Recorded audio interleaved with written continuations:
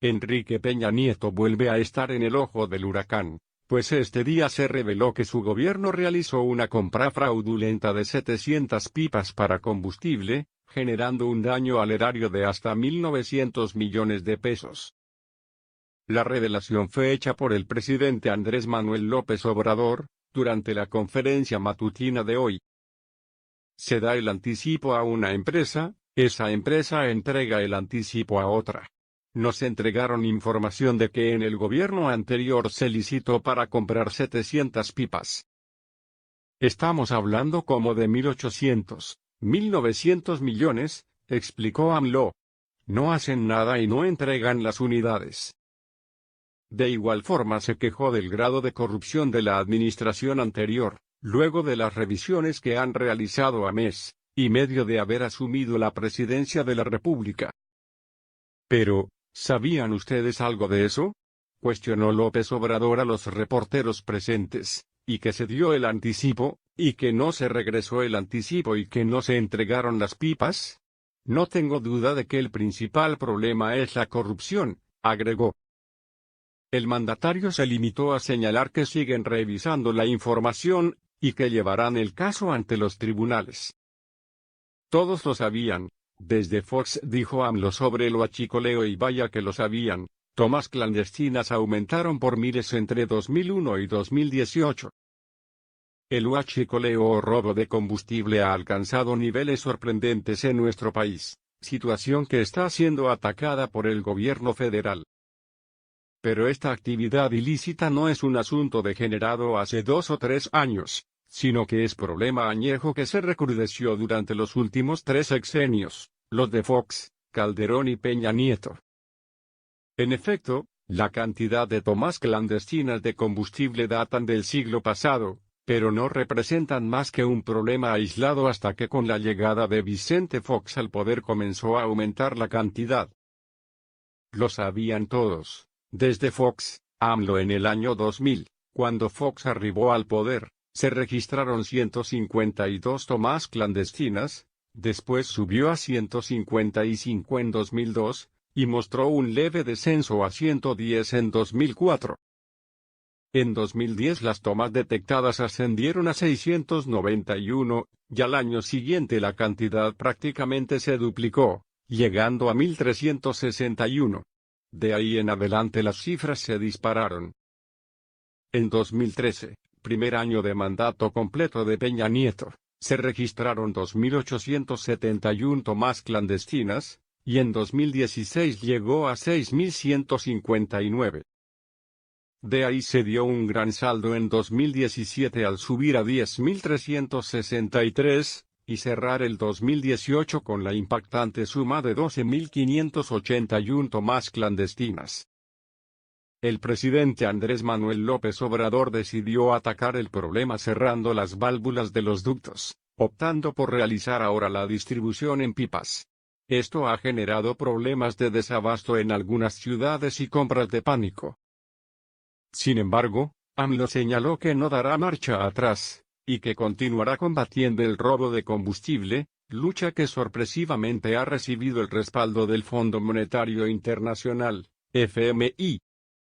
Se enfrentan huachicoleros y militares en Otumba, CDMX. El comisionado de la Policía Federal, Arturo Jiménez, confirmó que en la comunidad de Cuautlancingo, municipio de Otumba, desplegaron hasta 200 elementos de la corporación para restablecer el orden, luego de que soldados encontraron una toma clandestina de combustible y se confrontaron verbalmente con presuntos huachicoleros.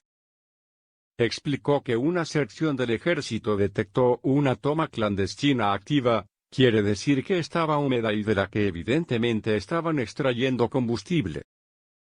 Sin embargo, cuando los soldados trataron de asegurar el área y establecer el orden, llegó un grupo muy numeroso de personas en vehículos, y trataron de establecer un acto de rebeldía, como si quisieran manifestarse como dueños de explotar el robo del combustible.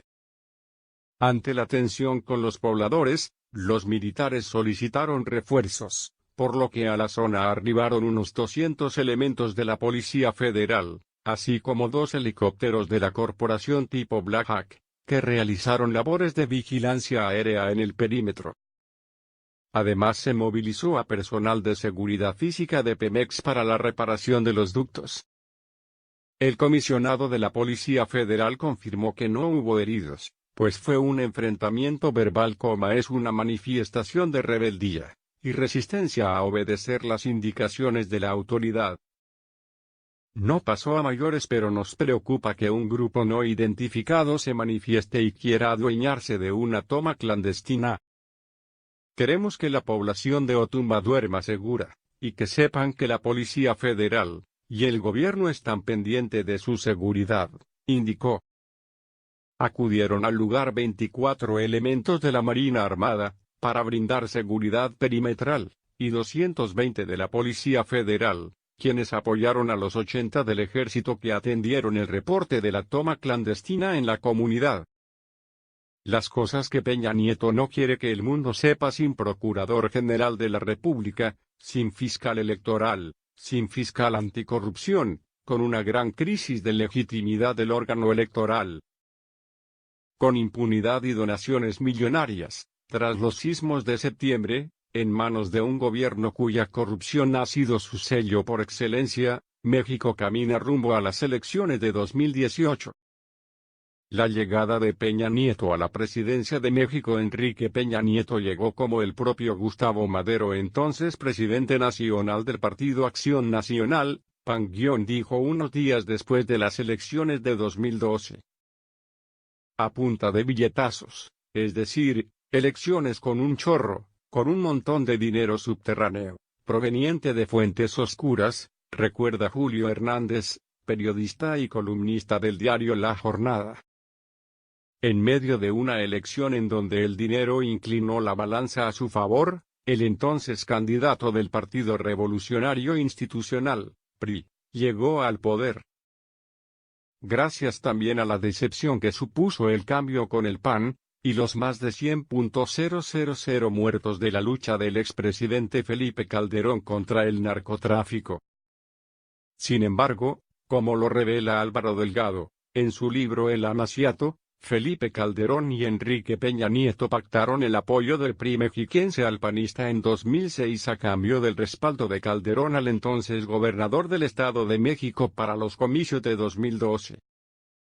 Además, el otro expresidente panista, Vicente Fox Quesada, reconoció durante una entrevista en Viva México que tenía un acuerdo con Peña Nieto para apoyarlo, porque él, Peña Nieto, se comprometió conmigo a mover dentro del PRI reformas a favor de México. Seguramente, de ahí proceden los negocios que construyó a su paso por la presidencia, y su voraz interés en la industria petrolera, como lo retrata el periodista Raúl Olmos en su libro Fox Negocios a la sombra del poder. En entrevista, Hernández señala que Enrique Peña Nieto llegó bajo el signo de la corrupción política desde el principio, impulsado por el grupo al que le llamaban el Sindicato de los Gobernadores, al cual pertenecen varios de los mandatarios que actualmente están acusados de corrupción, y quienes apoyaron económica y políticamente la precampaña y campaña del candidato priista en 2012. Genaro Villamil coincide en que Peña obtuvo la presidencia a través del desvío millonario de recursos para la promoción personal, y la creación de una red de influencias de los gobernadores del PRI. 7 de esos gobernadores están procesados por corrupción, a través de también una serie de sobornos corporativos, que ahora ya sabemos fueron desde OHL, Odebrecht, constructoras y grupos transnacionales, dice Villamil. Y aunque el movimiento Yo Soy 132 cimbró la campaña de Peña Nieto, no alcanzó para hacer un contrapeso efectivo. El colectivo surgió en las universidades, en primer lugar desde la Iberoamericana, en donde los estudiantes le cuestionaron el uso excesivo de la fuerza en los acontecimientos de Atenco. Villamil señala que la compra de la presidencia se debe también al debilitamiento del PRI, y que esa inversión al final de cuentas está dejando a México con la deuda interna más alta de los últimos 20 años. 300.000 pesos, más de 15.000 dólares debe cada familia mexicana ahora con Peña Nieto, Antes eran menos de 100.000. Siempre están hablando de que el manejo económico ha sido muy bueno y para nada, no cumplió con ninguna de las expectativas de crecimiento económico planteadas durante sus 5 años de gobierno, siempre fue a la baja, afirma. Días después de las elecciones de 2012, miembros de la oposición destaparon el Monexgate, una operación millonaria que utilizó monederos electrónicos para la compra del voto en favor del candidato priista. A pesar de que se presentaron pruebas, y que las autoridades sospechaban de lavado de dinero y el uso de recursos del narcotráfico, Enrique Peña Nieto asumió el poder, y el tema quedó en el limbo.